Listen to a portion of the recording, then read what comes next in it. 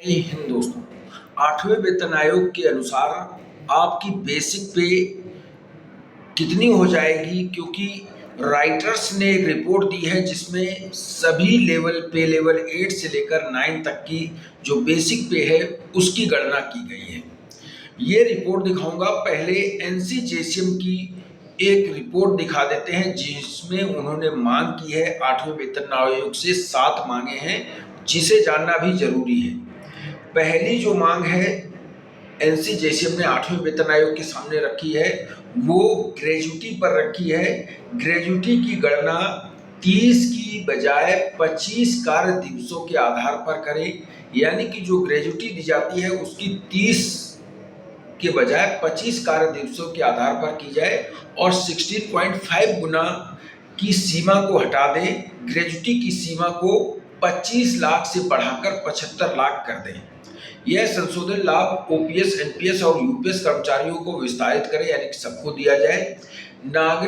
दूसरी मांग है जो नागरिक पेंशन भोगियों के लिए ओआरओपी, यानी कि सिविल कर्मचारियों के लिए भी वन रैंक वन पेंशन का सिद्धांत लागू हो, उन्हें भी ओआरओपी का फायदा दिया जाए।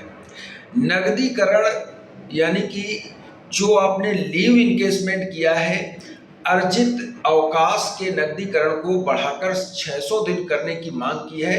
सेवानिवृत्त पर आधे वेतन अवकाश की पूरी शेष राशि की प्रतिपूर्ति करें, यानी कि 600 दिन लीव इनकेसमेंट का भी इसमें करने के लिए कहा गया है।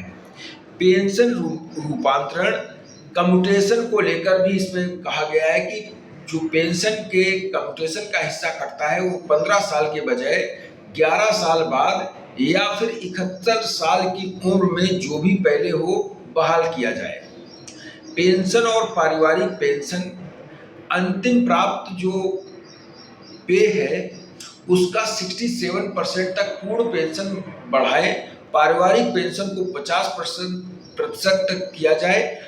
पारिवारिक पेंशन को 70 वर्ष बढ़ाएं और 65 वर्ष की आयु में आगे उच्च आयु आधारित पेंशन लागू करें। मौजूदा पेंशन भोगियों के लिए समानता 8वें वेतन आयोग में सेवानिवृत्त की तिथि के समय सीमा के बिना मौजूदा जो पेंशन भोगी हैं, पारिवारिक पेंशन भोगी हैं, 8वें वेतन आयोग में उन्हें भी संशोधन का विस्तार किया जाए। कल्याणकारी उपायों में कहा गया है जो वरिष्ठ नागरिक हैं, जो सीनियर सिटीजन हैं, उन्हें आयकर में छूट मिले, डायरेक्ट अलाउंस पेंशन पर आयकर छूट मिले, रेलवे रियायतें भी बहाल की जाएं। तो ये 7 मांगी गई हैं। वहीं राइटर्स ने एक रिपोर्ट दी है जिसमें कि 8वें वेतन आयोग में 2 फिटमेंट फैक्टर मिल सकते हैं। जो इस समय महंगाई के आंकड़े हैं, महंगाई जो बढ़ रही है उसके अनुसार से 2.08 फिटमेंट फैक्टर दिया जा सकता है।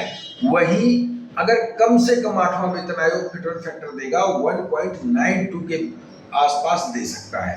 ये 2 फिटमेंट फैक्टर राइटर्स ने सुझाए हैं कि इसी के बीच में आपका फिटमेंट फैक्टर होगा और बेसिक पे होगी। लेवल 1 के जो कर्मचारी हैं 18,000 जिनकी बेसिक स्टार्ट होती है, उन्हें 1.92 फिटमेंट फैक्टर के अनुसार उनकी बेसिक 34,560 हो जाएगी और 2.08 फिटमेंट फैक्टर के अनुसार 37,440 हो जाएगी। इसके बाद पे लेवल 2 के लिए 19,900 वाले कर्मचारियों के लिए 38,208 हो जाएगी या फिर 41,392 रुपए हो जाएगी। ये अलग अलग फिटमेंट फैक्टर जो 2 दिए हैं यही संभावित है, इसी के आसपास आपकी बेसिक बढ़ेगी। पे लेवल 3 के जो कर्मचारी हैं 21,700 से जिनकी स्टार्ट होती है, 41,664 रुपए बेसिक या फिर 45,136 रुपए। पे लेवल 4 के कर्मचारी हैं 25,500 बेसिक जिनको मिलती है, 48,960 रुपए बेसिक हो जाएगी या फिर 53,040। पे लेवल 5 के कर्मचारी जो हैं 29,200 बेसिक वालों की 56,064 बेसिक या 60,736 बेसिक। वहीं पे लेवल 6 के कर्मचारी की 35,400 वालों की 67,968 रुपए या 73,632 रुपए।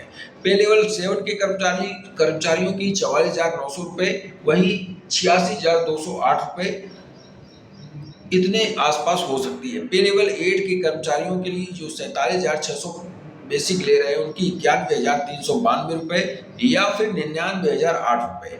वहीं पे लेवल 9 के जो कर्मचारी हैं 53,100 रुपये, या फिर उनकी जो बेसिक हो जाएगी 1,01,952 या फिर 1,10,448 रुपये हो जाएगी। ये राइट्स की जो रिपोर्ट है इसमें कहा गया है कि मिनिमम 1.92 फिटमेंट फैक्टर और मैक्सिमम 2.08 फिटमेंट फैक्टर दिया जा सकता है।